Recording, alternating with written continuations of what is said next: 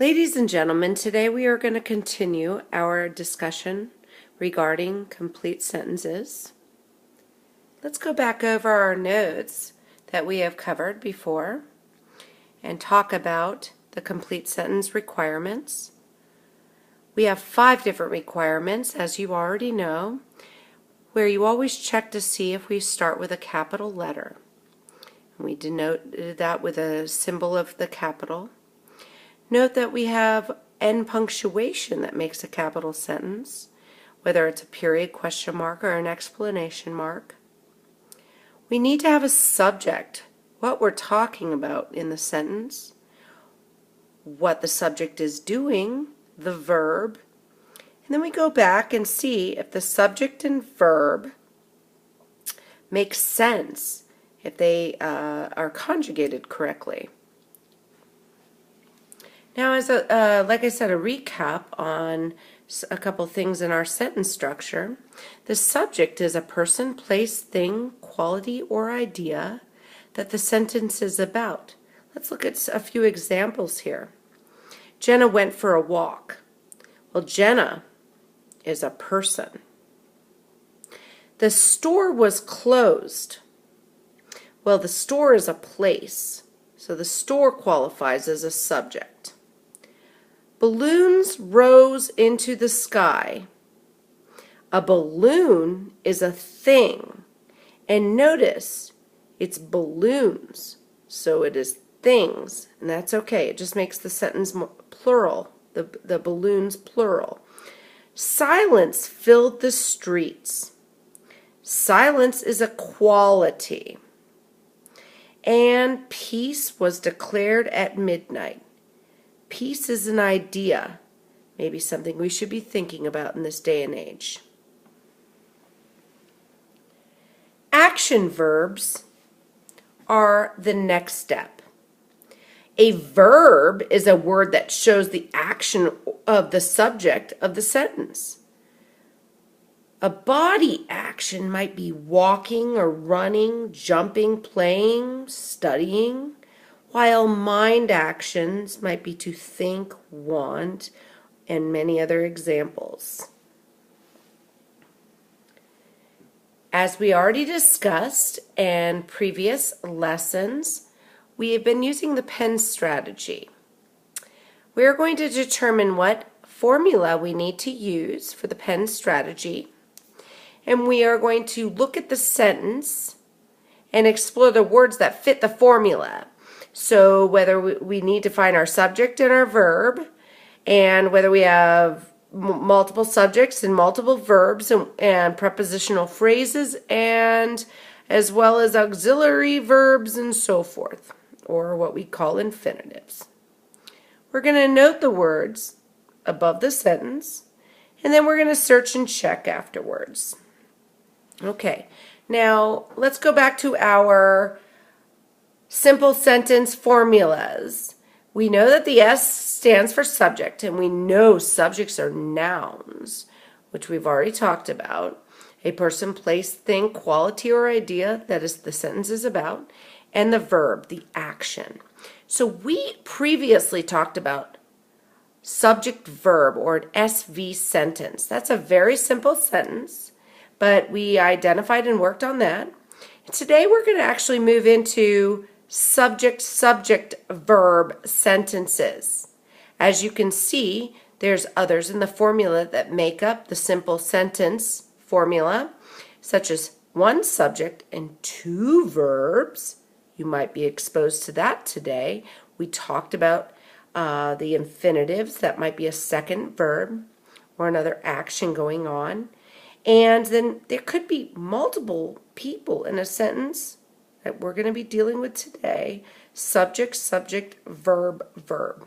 Okay, let's go actually into a couple examples so I can show you what I'm talking about. Okay, looking at our first learning sheet, we're going to first look over the directions. Okay, so in the directions, do the search and check step on each sentence. So we're going to examine the sentence, read it first, and kind of identify what we need to do. The next instruction indicates cross out each prepositional phrase.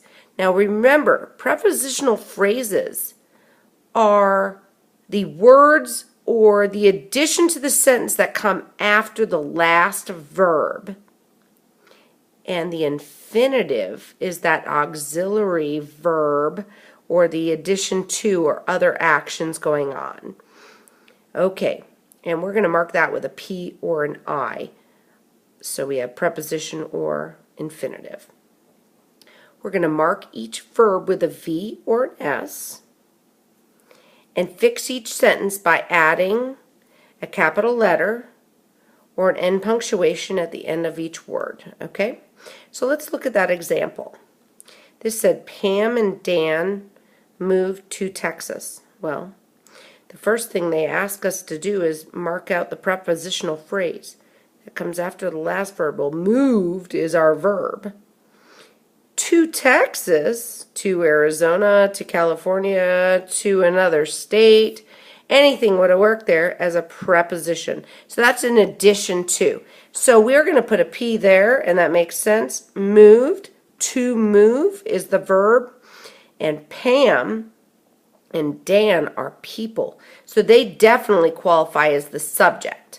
So something else we saw was that in that last direction, make sure to capitalize and make sure there's proper punctuation at the end, okay?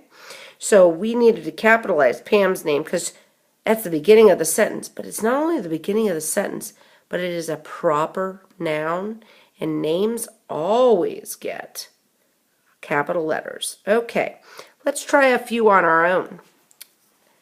All right, so we have Sophia and Blaze ran through the woods. First thing they ask us to do is cross out each prepositional phrase or infinitive and mark each with a P or an I. So Sophia is a person. Blaze is a person because it's he or she is capitalized. Ran, we know that's a verb. So through the woods. I'm going to go ahead and cross that sucker out. Okay. And we know that ran, we just talked about that, is the verb. We have a subject and subject. Okay, so we have subject, subject, verb, and let me go ahead and put the P over the preposition. That's the after the verb, the last verb, we put it, that's the preposition in addition to. Okay. Let's go ahead. I think we did pretty good. Oh my gosh, we forgot something. Oh my gosh, make sure capital letters and end punctuate. Oh my gosh, okay. We forgot the period here. And it's easy to overlook, but let's make sure we catch that. Capital, punctuation, subject, subject, verb. Okay, we're good there. Okay, I think we can mark that off as subject, verb, preposition has been noted. And I'm going to come back and correct these later. That K means edited correctly. Okay, we'll work on that. But I'm going to say that one's been done pretty good. But I'm not going to worry about that right now. Okay, so the next sentence says the bear and the cub hid in the tree. Okay, the first thing they ask is to cross out each prepositional phrase or infinitive and mark each. Okay, the bear and cub hid, in the tree. I see in the tree as a preposition. It's the addition to. We don't need that to make the bear and the bear and the cub hid would have made a complete sentence. But they added in the tree. So that's a prepositional phrase. What else is going on here in the sentence? I'm also seeing that the is not capitalized. The beginning of a sentence always gets capitalized. And the bear is a subject. And the cub, the baby bear, that's another subject. They're both things, animals. And the verb is they hid. So I'm going to go ahead and put verb for hid. Okay. Moving on to the next sentence. Well, let's see. Let's double check. We had subjects. We found our subjects. We found our verb. Okay. Did we find? Oh, we found our predicate. I'm going to double check. Capital Ending punctuation. I think we're pretty good there. All right. So the next one says, the table and lamp are beside the sofa. Now I'm going to do this a little differently now, the way I like to do it. Personally, I'm going to look at, what are we talking about? The table and a lamp are beside the sofa. Well, I know that the table is a thing, so it's a subject. And I know the lamp is a thing. Both of them are on beside, or beside are to be the verb beside the table. That's auxiliary. That's prepositional. That's like more than we needed. The table and the lamp are beside the sofa. Okay.